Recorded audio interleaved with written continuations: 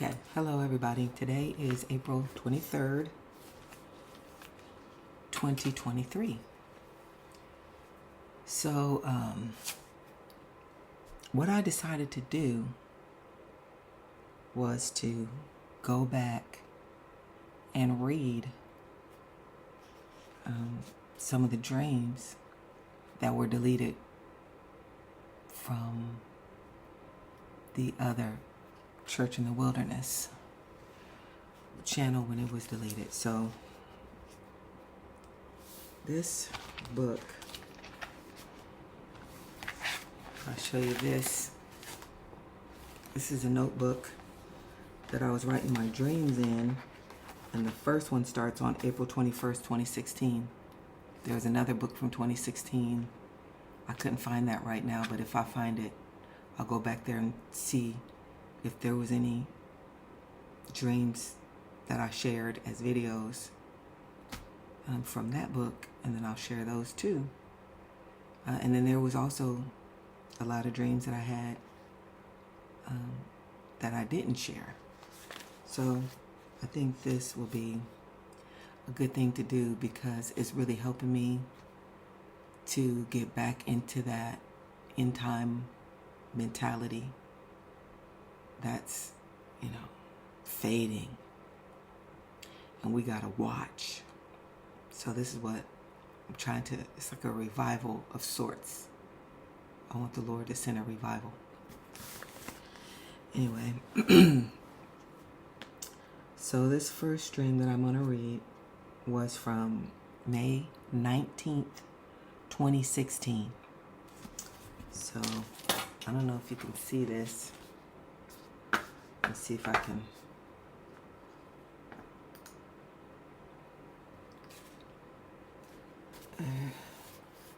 May 19th, 2016. May 19th, 2016. And I'm going to read this.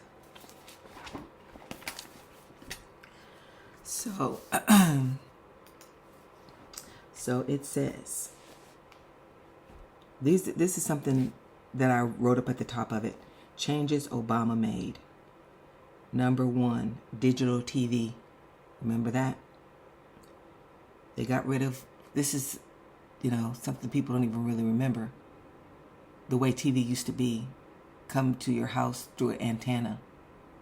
Now it's all like a digital signal. So in 2010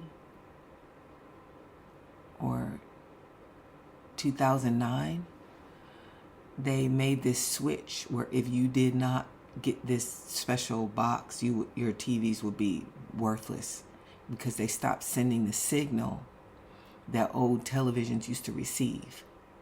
So you had to get some kind of converter box or something like that. But most people just bought new TVs. So it was mostly the older people that needed to adjust.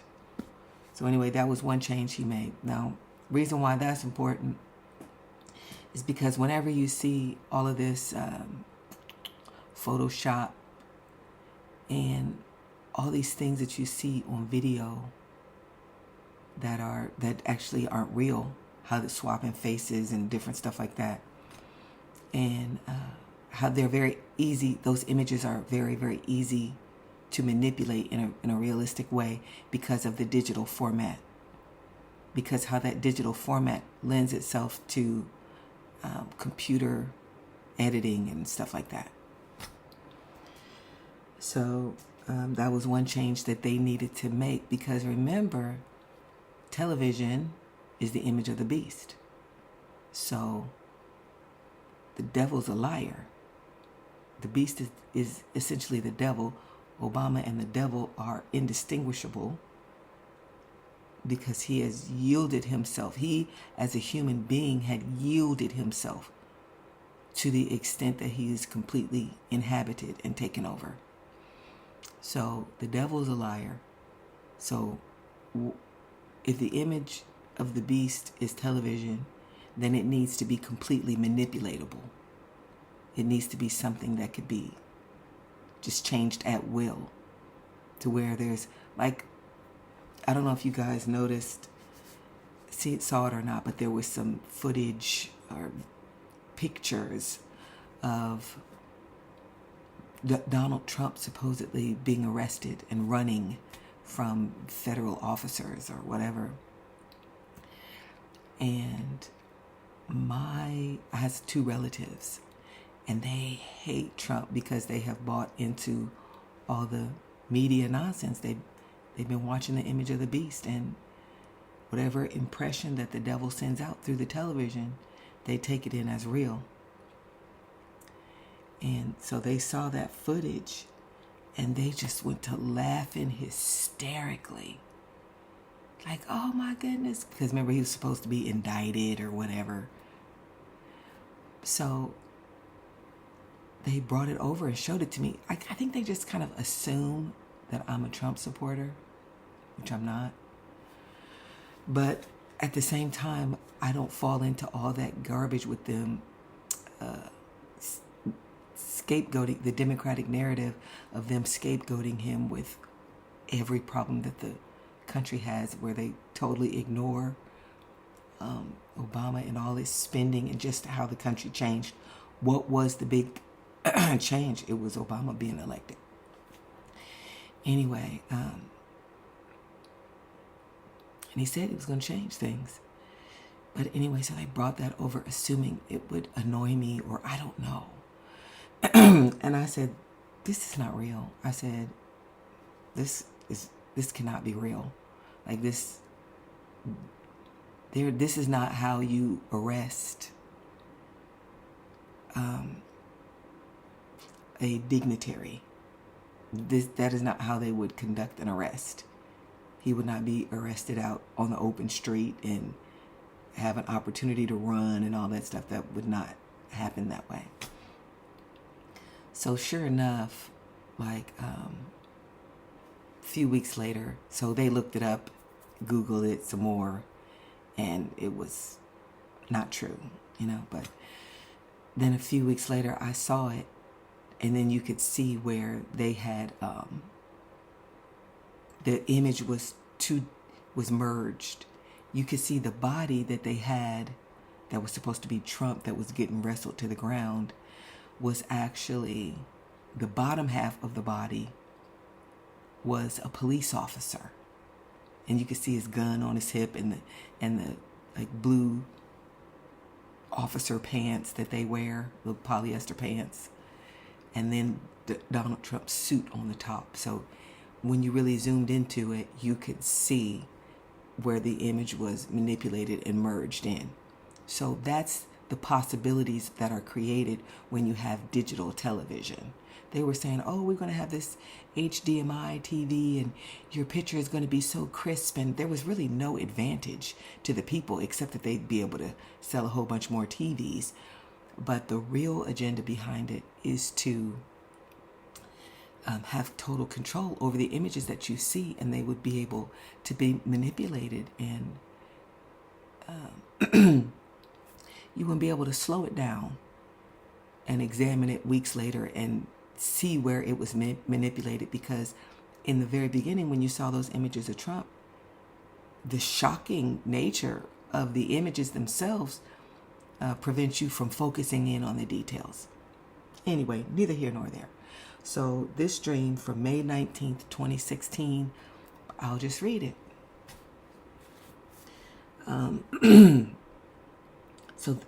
That's what I was saying, the changes that Obama made. Digital television,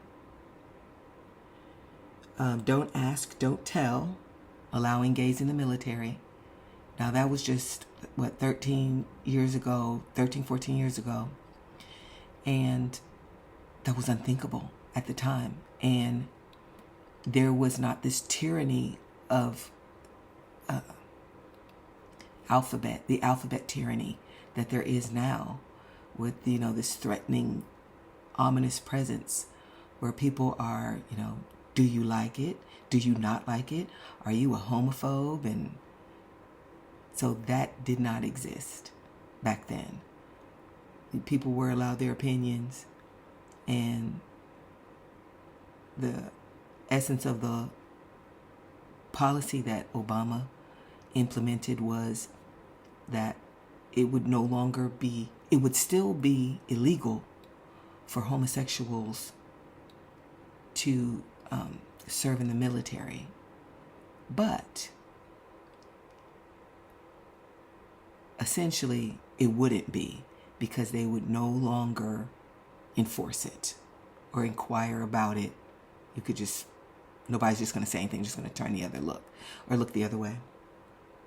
Anyway, gay marriage, which he did that in 2015. And forced participation in healthcare. Forced participation in healthcare. So how they did that was you either had to sign up to give your money to some insurance company, or you had to pay on your taxes. There would be an additional fine that you would pay on your tax return.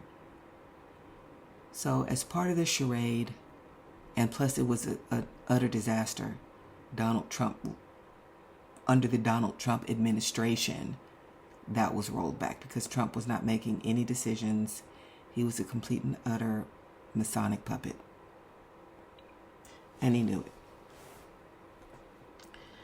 So, at the same time, I have to say, he was not on the level of evil that Obama is and many others. Anyway. So, this dream.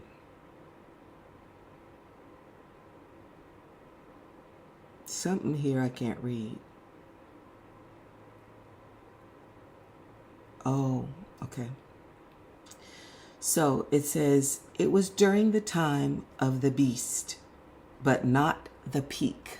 So this dream was set in a future time according to 2016. It was set in a time future to that, where it was the time of the beast, but not the peak. The rule seemed to have just been implemented.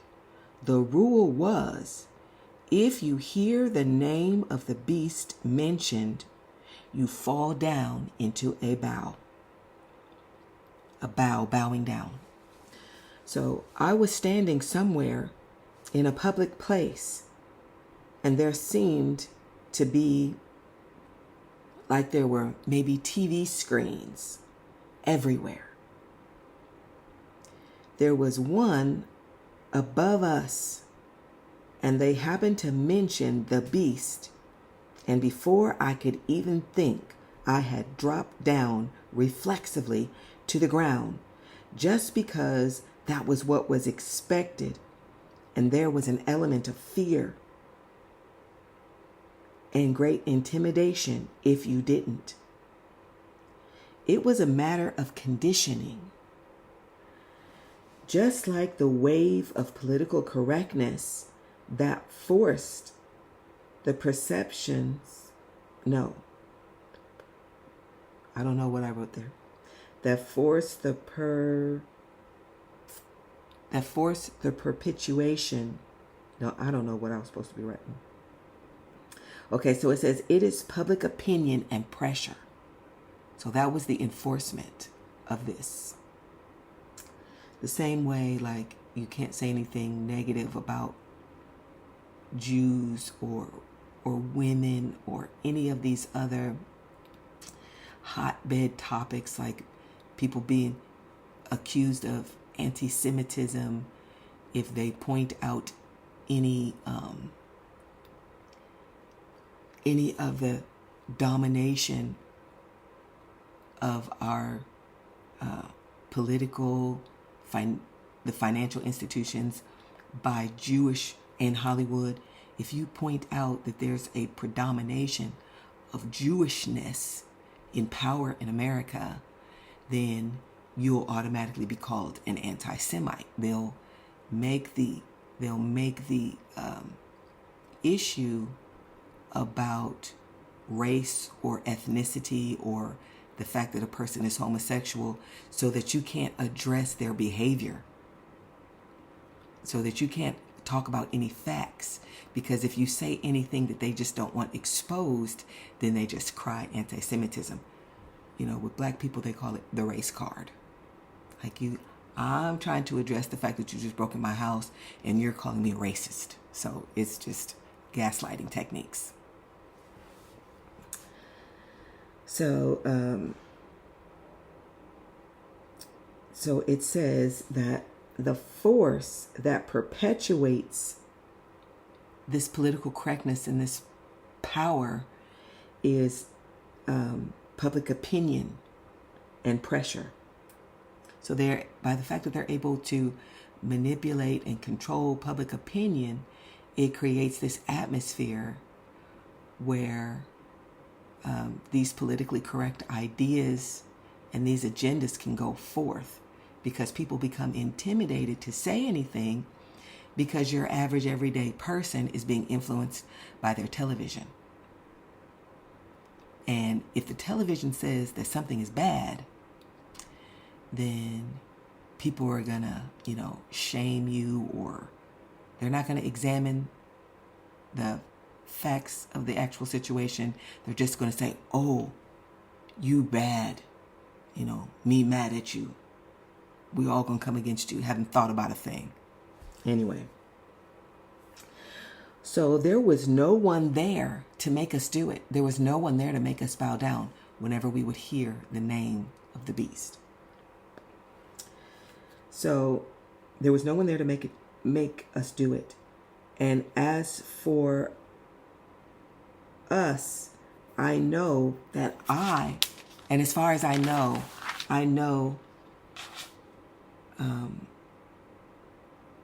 I was the only one. I didn't know of anyone else who didn't want to do it. I was the only one that I knew of that as far as I could see, everyone else didn't even mind bowing down. It says, but nevertheless, it would be a problem if you didn't, even though they all wanted to do it or didn't mind doing it, except for me. It would be a problem if they didn't. So it didn't matter whether you wanted to do it or not. People would even point you out, like political correctness, where we go along with and enforce unwritten, unspoken rules and expectations that they don't even believe in themselves.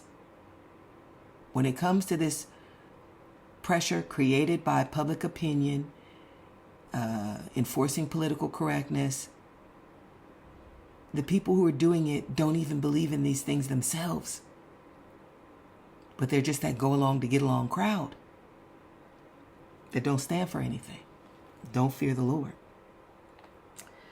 So I realized in the dream what I had done. I had just followed the crowd into bowing down to the name of the beast. I remember being careless in the spirit. And yes, that's very bad. So then I wrote this. So that's the end of that dream. And I wrote this. Daniel prayed 3 times a day in Babylon. And I said, and it was not for nothing. But it was because that is what it takes to live in Babylon. The reason why I need to pray more is because this is just how bad things are. Praying is not an option anymore. It's just, you're just not going to make it remaining prayerless and careless. So it says, Daniel longed for Jerusalem, praying toward it.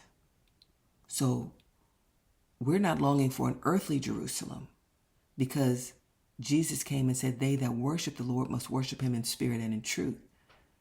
So in spirit and in truth, we're looking for the new Jerusalem that's coming down from heaven. So Daniel prayed toward Jerusalem because he was under the promises of the old covenant. And in the old covenant, the Lord promised through that law and through Moses that if God would send the sword and scatter them and destroy them for worshiping other gods, that if they humble themselves, if they bow down, and when they were scattered, if they would pray toward Jerusalem, that he would hear them and remember them. So anyway, Daniel, he went to his window. If you remember when there was a law made that for 30 days no one could pray or ask any petition of any god, and only of Nebuchadnezzar the king, Daniel still went and prayed like he always did 3 times a day with his window open toward Jerusalem. So that whole dream was about intimidation and pressure and peer pressure and fear of man instead of fear of God. So I think that's something good to be reminded of. And it says, what kind of a place is it where your leader is so vain as to make an image and a law by flattery? Flattery will make you flat, is what I said. That king was manipulated by his own ego, his own pride. So then I wrote, and I'm talking about Nebuchadnezzar, and I'm going to read that from Daniel before I go. We are in worse than Babylon. Pray, fast. All your heart must belong to God. We must be steadfast, unmovable, and always abounding. Let's see, I can't quote that. And even then I didn't know what it was. I said in the blank of the Lord because I can't remember. Always abounding. Steadfast. Let's read that. Steadfast, unmovable.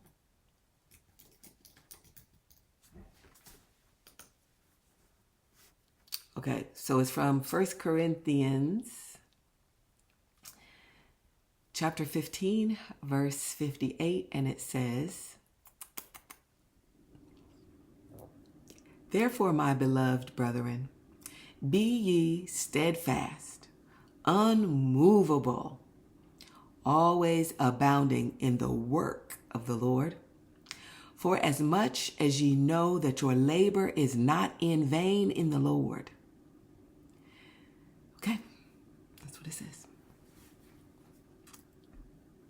Your work is not in vain in the Lord. All right. So let's read from Daniel. We have Daniel here. Daniel, that end time book that it is.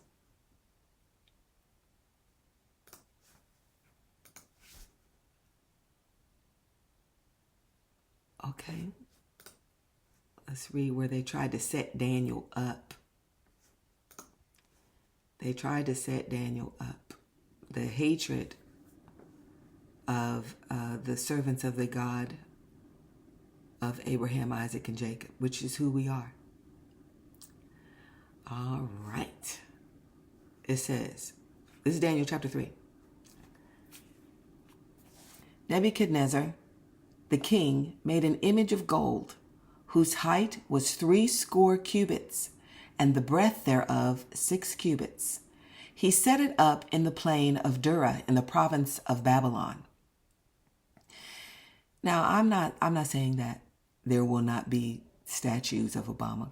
Clearly they will. But the image of the beast is television. The way the message is spread is television. So, number 2. Then Nebuchadnezzar the king sent to gather together the princes, the governors, the captains, the judges, the treasurers, the counselors, the sheriffs, and all the rulers of the province to come to the dedication of the image which Nebuchadnezzar the king had set up. So you think if Nebuchadnezzar had had the technology to have screens and televisions and holograms and all that stuff, you think he would have settled for a static statue a thing that can't move? No. But in Revelation, it says that they had power. Let's read it real quick. In Revelation chapter 13.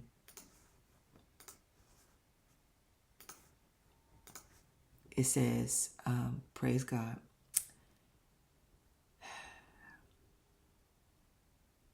Verse 15. Revelation chapter 13, verse 15. And he had power to give life unto the image of the beast, that the image of the beast should both speak and cause as many as would not worship the image of the beast should be killed. Okay, so they're not, there's the image of the beast, okay, which we see a shadow of, a type and a shadow of in Daniel, and then we see this change, this deepening of this thing, where now they're able, where they actually have power to give life to the image of the beast, this thing that they want you to fall down and worship. Now it can move and speak and express the sentiments of the devil in such a way to have more power and influence over people. It's one thing to hear somebody tell a story, but then it's a whole nother thing to watch that live played out. It goes more into your subconscious and becomes more a part of you, to where you're more likely to believe it. Seeing is believing, in other words. You get my point. Anyway, so Nebuchadnezzar the king made an image of gold whose height was 80 cubits and the breadth thereof 6 cubits. He set it up in the plain of Dura in the province of Babylon. Then Nebuchadnezzar the king sent to gather together the princes, the governors, the captains, the judges, the treasurers, the counselors, the sheriffs, and all the rulers of the provinces to come to the dedication of the image which Nebuchadnezzar the king had set up. Then the princes, the governors, the captains, the judges, the treasurers, the counselors, the sheriffs, and all the rulers of the provinces were gathered together unto the dedication of the image that Nebuchadnezzar the king had set up. And they stood before the image that Nebuchadnezzar had set up. Verse 4. Then a herald cried aloud, To you it is commanded, O people, nations, and languages, that at what time ye hear the sound of the cornet, flute, harp, sackbut, psaltery, dulcimer, and all kinds of music, ye fall down and worship the golden image that Nebuchadnezzar the king hath set up. And whoso falleth not down and worshipeth shall the same hour be cast into the midst of the burning fiery furnace. Oh, this is the story of Shadrach, Meshach, and Abednego. Anyway, therefore at that time, when all the people heard the sound of the cornet, flute, harp, sackbut, psaltery, and all kinds of music, all the people, the nations, and the languages fell down and worshipped the golden image that Nebuchadnezzar the king had set up. Wherefore, at that time, certain Chaldeans came near and accused the Jews. They spake and said to the king Nebuchadnezzar, O king, live forever.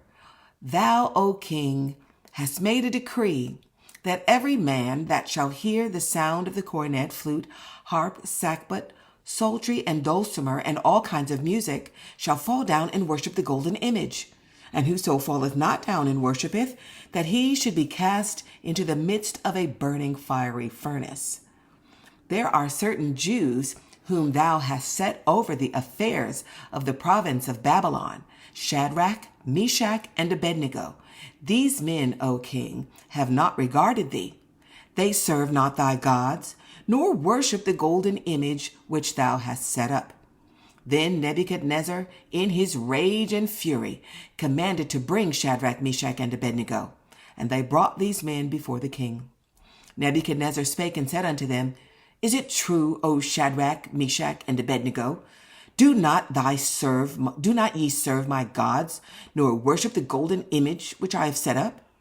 Now, if ye be ready, that at what time ye hear the sound of the cornet, flute, harp, sackbut, psaltery, and dulcimer, and all kinds of music, ye fall down and worship the image which I have made, well.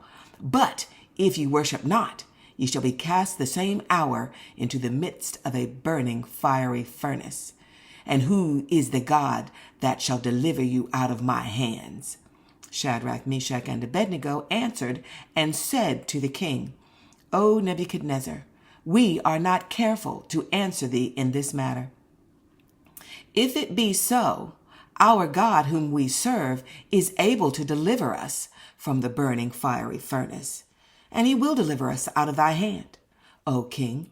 But if not, be it known unto thee, O king, that we will not serve thy gods, nor worship the golden image which thou hast set up. Then was Nebuchadnezzar full of fury, and the form of his visage was changed against Shadrach, Meshach, and Abednego. Therefore he spake and commanded that they should heat the furnace 7 times more than it was wont to be heated. And he commanded the most mighty men that were in his army to bind Shadrach, Meshach, and Abednego, and to cast them into the burning fiery furnace. Then these men were bound in their coats, their hosen, and their hats, and their own garments, and were cast into the midst of the burning fiery furnace. Therefore, because the king's commandment was urgent, and the furnace exceeding hot, the flame of the fire slew those men that took up Shadrach, Meshach, and Abednego. And these 3 men, Shadrach, Meshach, and Abednego, fell down bound into the midst of the burning fiery furnace.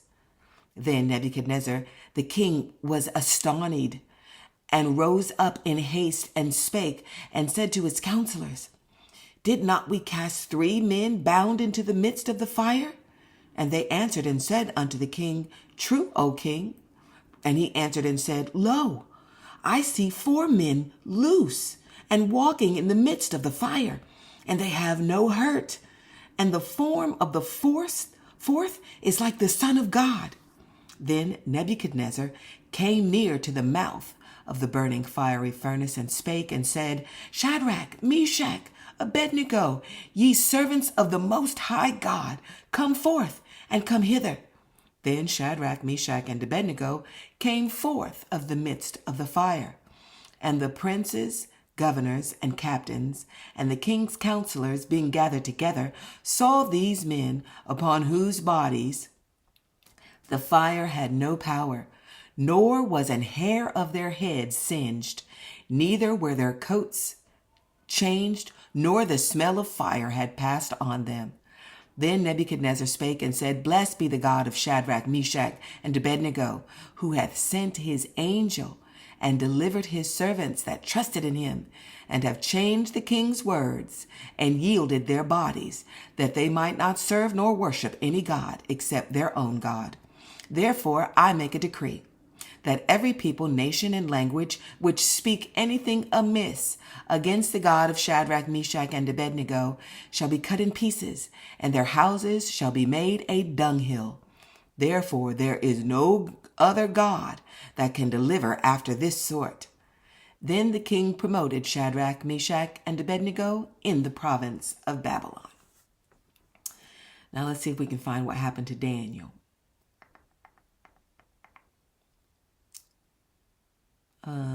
Let's see. I think it was Darius that was tricked. It wasn't Nebuchadnezzar. It was Darius that was tricked into trying to destroy Daniel. And it was all because of jealousy that the people had for Daniel. Okay, let's see. I am now in, chapter 6. Nebuchadnezzar is off the scene by chapter 6. I don't know if any kings served in between him and his son or grandson, who was Belshazzar. But after that, the kingdom of Babylon was taken over by the Medes. And then later will follow the Persians. But the first Mede king was Darius. So Daniel went all through the reign of Daniel, and he was also present during the reign of his son or grandson, who was Belshazzar. And now he's made it into the kingdom of the Medes, which the first king presiding over it is Darius. And he'll go all the way into the reign of the Persians. Okay, so anyway, Daniel chapter 6. It pleased Darius to set over the kingdom 120 princes, which should be over the whole kingdom, and over these 3 presidents, of whom Daniel was first, that the princes might give account unto them, and the king should have no damage. Then this Daniel was preferred above the presidents and princes, because an excellent spirit was in him. And the king thought to set him over the whole realm. Then the presidents and the princes sought to find occasion against Daniel concerning the kingdom. But they could find none occasion nor fault, for as much as he was faithful, neither was there any error or fault found in him. Then said these men, we shall not find any occasion against this Daniel, except we find it against him concerning the law of his God.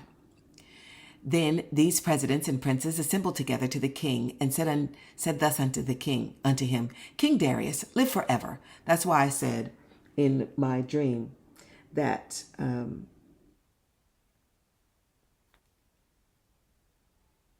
it said, praying. Okay, what kind of place is it where your leader is so vain as to make an image and a law by flattery? So they flattered King Darius into making this law or this rule against Daniel, all out of their jealousy. So this covert sort of behind the scenes manipulating of leaders in order to push the agenda of the men behind the scenes. Nothing has changed. So that, they were just making Darius, he was just a helpless puppet, because later on in Daniel, it says that this Antichrist, the final Antichrist, the beast, will gain the kingdom by flatteries. So flattery is a very dangerous thing. We should never engage in it, and we should never fall for it. Always be humble. So then I said flattery will make you flat.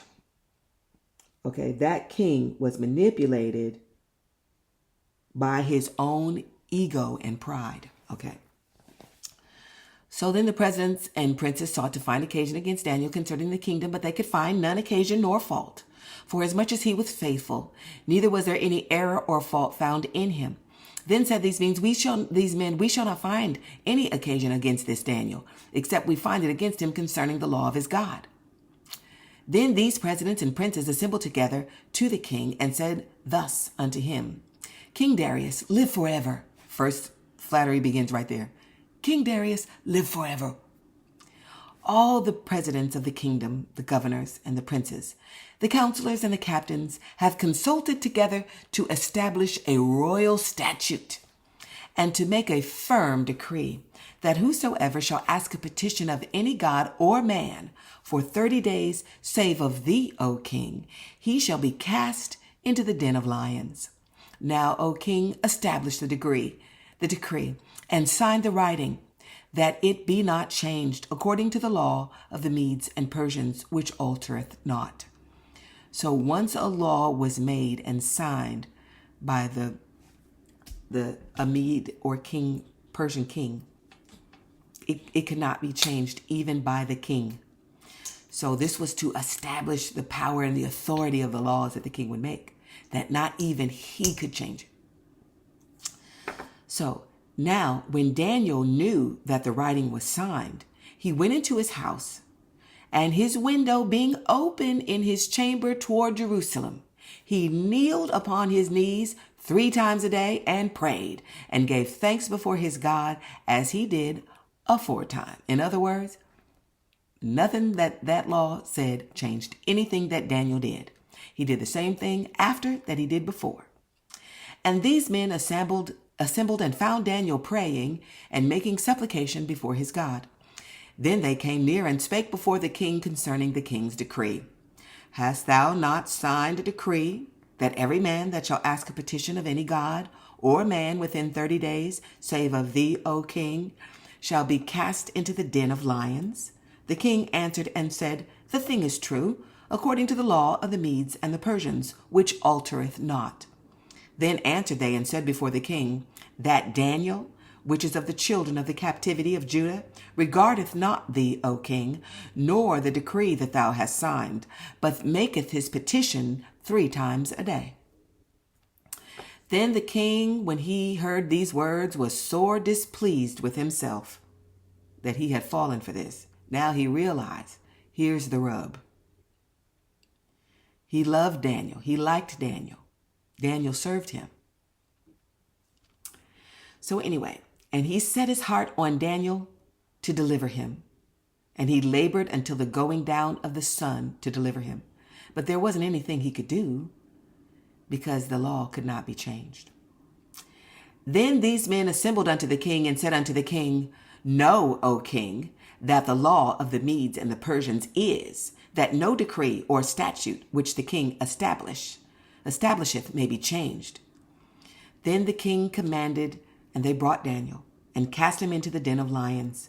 This is kind of like how John the Baptist, who though he was not himself a good man, he did have regard for King Herod, although he was not a good man, he did have regard for John the Baptist. And he kept him alive and went down and listened to him. But his wife, who behind the scenes, using this covert power, which is the power of a Jezebel, which is the spirit of Antichrist, which is the spirit of Jezebel, which is the whore of Babylon. This is how this spirit operates. It is not a legitimate authority, but it uses its connection to the authority to trick, bewitch, and manipulate and have its way through this authority. So, these men assembled unto the king and said to the king, Know, O king, that the law of the Medes and Persians is, that no decree nor statute which the king establisheth may be changed. Then the king commanded, and they brought Daniel, and cast him into the den of lions. Now the king spake and said unto Daniel, Thy God, whom thou servest continually, will deliver thee. And a stone was brought and laid upon the mouth of the den. And the king sealed it with his own signet, and with the signet of his lords, that the purpose might not be changed concerning Daniel. Then the king went to his place and passed the night fasting. Neither were instruments of music brought before him, and his sleep went from him. Then the king arose very early in the morning and went in haste unto the den of lions. And when he came to the den, he cried with a lamentable voice unto Daniel. He cried with a lamentable voice. And the king said unto Daniel, O Daniel, servant of the living God, is thy God, whom thou serve continually, able to deliver thee from the lions? Then said, now this was in the morning, and it's amazing that Daniel said anything because he had spent the night with hungry lions. Then said Daniel unto the king, O king, live forever. My God hath sent his angel, and hath shut the lions' mouths, that they have not hurt me. For as much as before him innocency was found in me. See, by the king's law, Daniel was guilty. But what matters is what God says. And in that, we are innocent. There will be laws that we will be in violation of, according to man. But before him was innocency found in me. And also before thee, O king, have I done no hurt. Then was the king exceeding glad for him, and commanded that they should take Daniel up out of the den. So Daniel was taken up out of the den, and no manner of hurt was found upon him, because he believed in his God. And the king commanded, and they brought those men which had accused Daniel. And they cast them into the den of lions, them, their children, their wives. And the lions had the mastery of them, and brake all their bones in pieces, or ever they came at the bottom of the den. In other words, the lions caught these people mid-air as they dropped into the den. Then King Darius wrote unto all people, nations, and languages that dwell on the earth, Peace be multiplied unto you, and make a decree. I make a decree that in every dominion of my kingdom, men and women,